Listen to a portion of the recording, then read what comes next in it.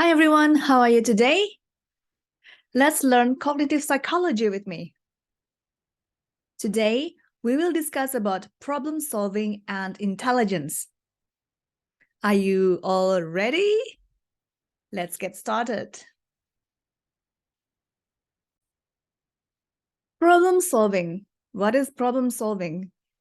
It's a process of search. Problem space is the set of all states that can be reached in solving the problem. Problem space is the set of all states that can be reached in solving the problem. General problem-solving heuristic. What is heuristic?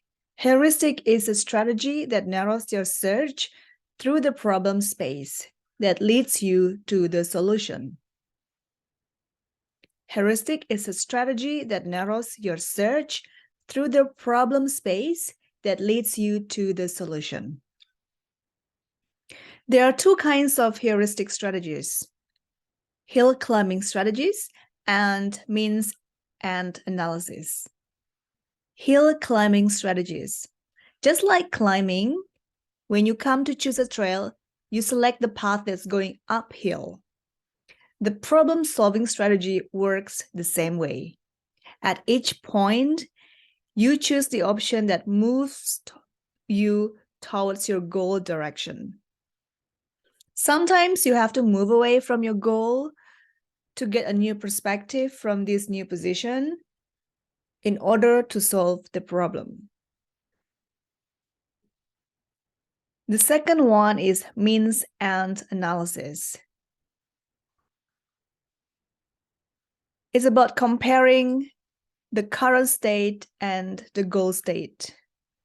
For example, here is your current state, and then here, that one is your goal state. How to reach the goal state? What should I do to make this more alike? You compare it between the current state and the goal state, and then you think about how to reach the goal states and how to make it more alike. Let's continue. Problem solving via analogy. It means you rely on past experience to solve the problem with the help of analogy of other already solved problems.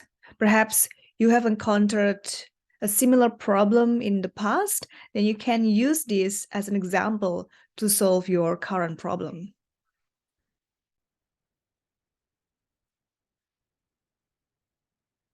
How to use more analogy? We can improve problem solving by encouraging people to pay attention to the problem's underlying dynamic. Set sub-problems and sub-goals to solve the problems part by part rather than all at once.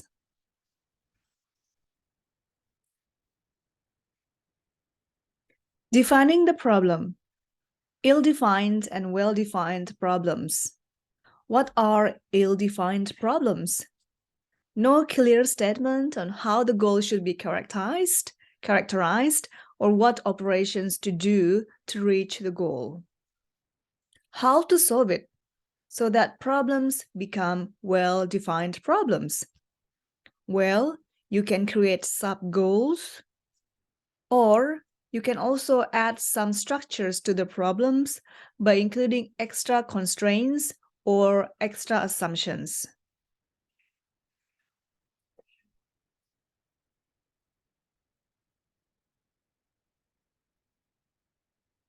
Thinking outside of the box. Problem-solving set is the collection of belief and assumptions a person makes about a problem. Problem-solving set helps you narrow your options to make it easier to find a solution.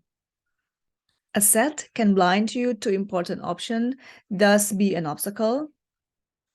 On the other hand, a set can also blind you to a wide range of strategies that enables you to focus. It has both positive and negative sides. Creativity. Let's move it here first. What does creativity mean? It means to have a great knowledge and skills, certain personality traits, willingness to take risks, ignore criticism, tolerate ambiguous finding, and not follow the crowd. Motivated by your own work rather than external reward. Right place and time. Environment that allows people freedom, support, and solutions with the resources available.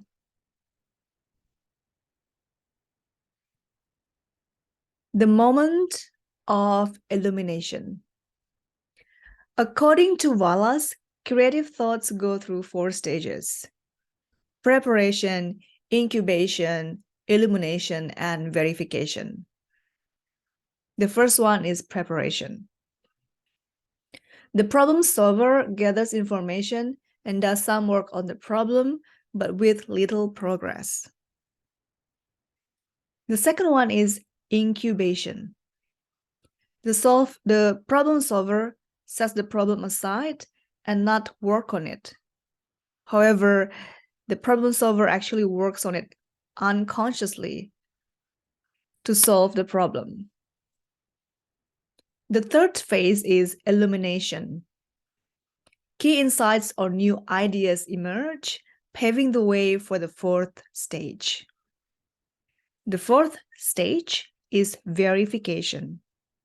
The person confirms that the new idea leads to a solution and works out the details. However, many creative discoveries don't include Wallace steps. The moment of illumination seems to be more myth than reality. Usually, new ideas emerge not from glorious and abrupt leap forward, but instead from a succession of mini insights, each moving the process forward.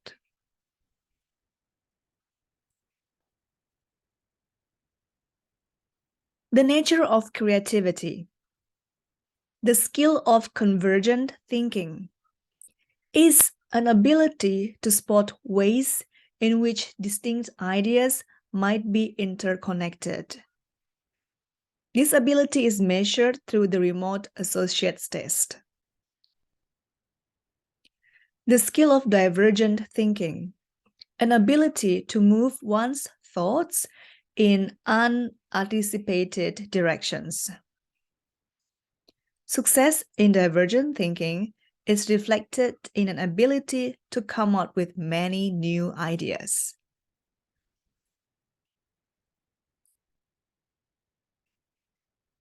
Intelligence. What is intelligence? Capacity that matters for many aspects of cognitive functioning. Intelligence test. There are 2 tests here in the textbook. Let's see. Adult intelligence test, evaluated with WAIS, WISE, Wechsler Adult Intelligence Scale, while the children intelligence test is evaluated with WISC, WISC, Wechsler Intelligence Scale for Children. Raven's progressive matrices test is a person's ability to analyze figures and detect patterns. That's another intelligence test. Reliability and validity. Reliability means how consistent a measure is. Test, retest reliability. For example, the test result has high correlation between measurements of someone's IQ when that person is at the age of 6 and age 18. Validity is whether the test actually measures what it is intended to measure.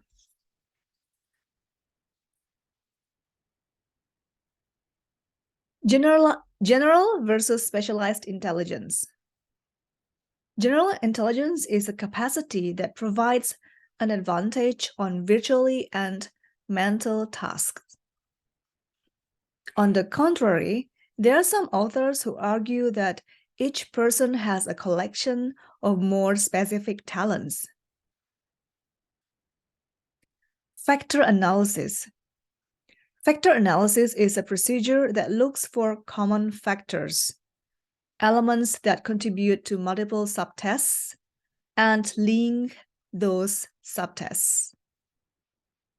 Factor analysis confirms that there is a common element shared by all components of the IQ test.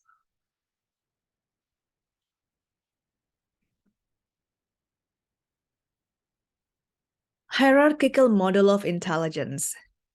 You can see here on the diagram, general intelligence, or G, has some abilities below it: linguistic ability, numerical ability, as well as spatial ability.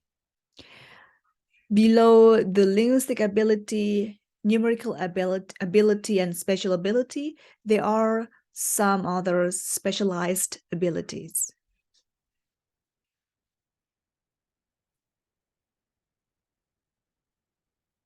Fluid and crystallized intelligence. What's that? Fluid intelligence. Fluid intelligence involves the ability to deal with a new problem. You use it when you encounter a new problem that you haven't experienced before, so you have no well-practiced routine to solve it, but you have to somehow solve this new problem. That means you use this fluid intelligence to solve a new problem. You need to have a skill, a new skill, and you may develop a new skill to be able to solve this new problem. Fluid intelligence reaches its peak in adulthood, then declines across the lifespan. Crystallized intelligence. Crystallized intelligence involves your acquired knowledge or skills to solve a similar problem that you have encountered. That means when you encounter a problem that you have encountered previously, you're familiar with this problem or similar problem, you use crystallized intelligence because you already acquired a skill from your previous encounter with this problem. Crystallized intelligence increases with age. That actually makes sense because the older we become, then the more problems we have, we will have solved. That means we will use more crystallized intelligence. The building blocks of intelligence. I'm going to have to see the textbook here. Intelligence has many components. One proposal is simple. Mental processes are quick but do take time. And let's see. Perhaps the people we consider intelligent are those who are especially fast in these processes. Because according to this textbook, the speed actually enables them to do the test in the intelligence test quickly. They can perform intellectual tasks more quickly. It would also give them time for more steps in comparison with other people who are not so quick. There is another variation of this proposal.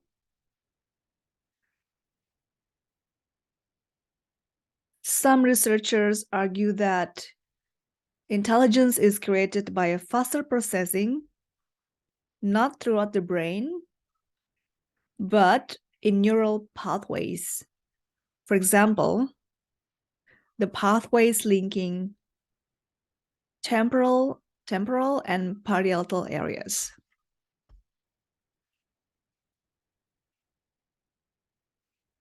Support for these ideas comes from measures of inspection time. The time a person needs to decide, for example, which of two lines is longer and which of two tones is higher.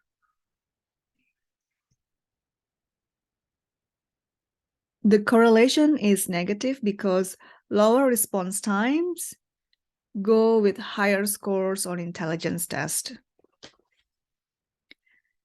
There's another different proposal on the G centers about the working memory capacity, or WMC. The working memory capacity is actually a measure of executive control, and it's also the measure of how well people can monitor and control their own thought processes. Here it's mentioned that people with a larger working memory probably do better on many intellectual tasks, including tests specifically designed to measure G, or intelligence. It's mentioned here that perhaps, therefore, the people we consider intelligent are those who literally have better control of their own thought so that they can coordinate their priorities in an appropriate way. They can override errant impulses and make good judgments or solve problems. Here's what the text says in the textbook of cognitive psychology. Let's move on. Intelligence beyond IQ test. IQ test is not everything. There are other things, for example, practical intelligence. How do you do things practically? There is also emotional intelligence. How is your emotional going? How do you control your emotion? Do you have a good emotional intelligence? There is also a theory of multiple intelligence. Here, we can see from the textbook of cognitive psychology, Gardner argues that there are 8 types of intelligence. The 3 of these 8 intelligence are included in the standard IQ test. For example, linguistic intelligence, logical mathematical intelligence, and spatial intelligence. But he argues that there are also other intelligence, for example, musical intelligence, bodily kinesthetic intelligence, which is the ability to learn and create complex patterns of movement, interpersonal intelligence, the ability to understand other people, intrapersonal intelligence, the ability to understand ourselves, and naturalistic intelligence, the ability to understand patterns in nature. I believe more in the theory of multiple intelligence than in just one IQ test. I've also heard about spiritual intelligence and social intelligence, or even cultural intelligence. For example, when you move to another country, you have to adjust yourselves. You need to be able to improve your cultural intelligence because you need to understand how the culture in that country is. You probably may have difficulty in the beginning, but in the end, you need to adjust to the new culture in your new country. That's a cultural intelligence. That's also very important in life. The textbook also mentioned savant syndrome. Let me get it for you here. One of the persons here is Stephen Wiltshire. These individuals who have the savant syndrome are profoundly disabled with IQ scores as low as 40 or 50, but each of them has a stunning talent. Some are incredible artists. For example, this person called Stephen Wiltshire, he just flew in a helicopter flying over London for a few minutes, but then he could draw from his memory highly accurate picture of the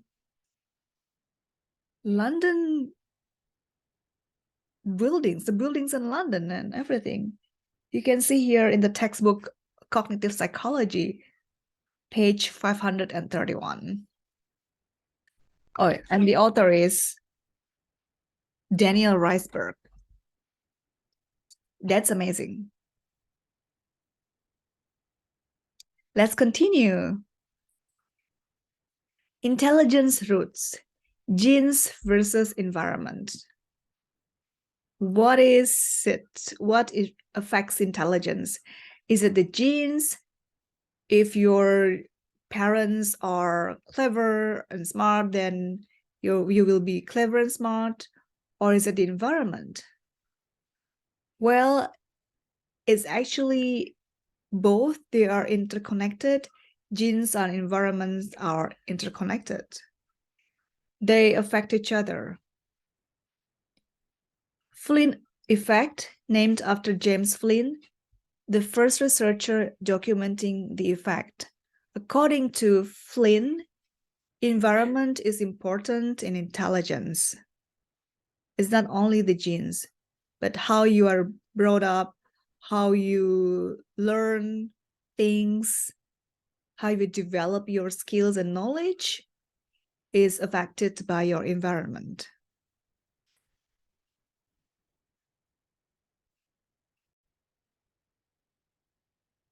According to the textbook, environmental factors matter for intelligence as well.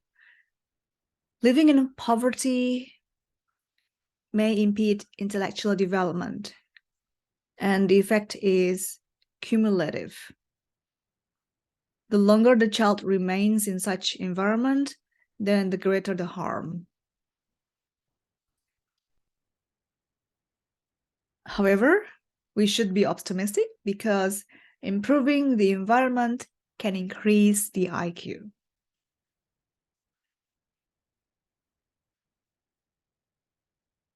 The interaction among genetic factors, environment, and IQ. According to this textbook on cognitive psychology, genetic factor is important in determining IQ. For example, there are some studies about twins that have similar IQs.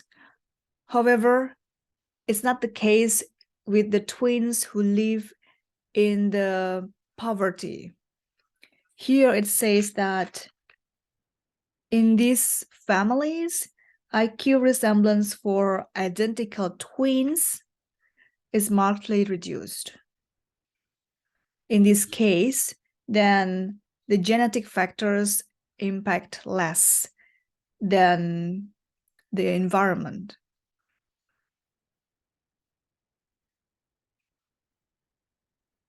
My understanding is that environment is important in IQ, even more important than the genetic factor. If people are probably raised in poverty, they don't have much money to study, to go to school, they don't have the opportunity to study. That's kind of like genetic factor. But let's say these people probably have an opportunity to have a better education. That means they changed the environment then that means they might have a better IQ because the environment has changed. Let's move on. Comparisons between groups, white Americans versus African Americans. It's almost the same as what I've mentioned previously. Based on the textbooks here, mostly the problem is about economic. The African Americans tend to have lower incomes. That means they have poor nutrition, poor healthcare. That's the environmental factor. Then, because they have poor nutrition, poor healthcare, then they may not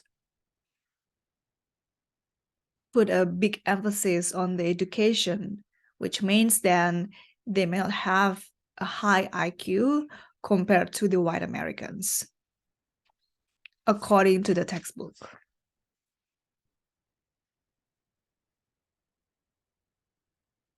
Well, we almost finish here. The summary is that IQ is based on your genes, but it's also your environment. Both genes and environmental factors actually affect your IQ, but even environment can play a more important role than your genes. There are ways to improve your intelligence. For example, you can do some trainings, exercise, have a good health, good nutrition. Yeah, here it says targeted training or targeted training of executive function or with careful instruction to help people develop crystallized intelligence. I would say that we shouldn't focus too much on IQ, but we need to focus on the other things like the emotional intelligence and even the multiple intelligence theory, that there are so many other intelligence that we should focus on, not just the intelligence like the mathematical skills, but also intelligence like social skills, your cultural skills, cultural intelligence, and practical intelligence as well. I guess those things are even important for survival and for your success in life. Well, that's it for today. I hope that you enjoy learning psychology with me. If you have any comments, please write down your comments. I'm looking forward to seeing you in my next videos. Thank you so much.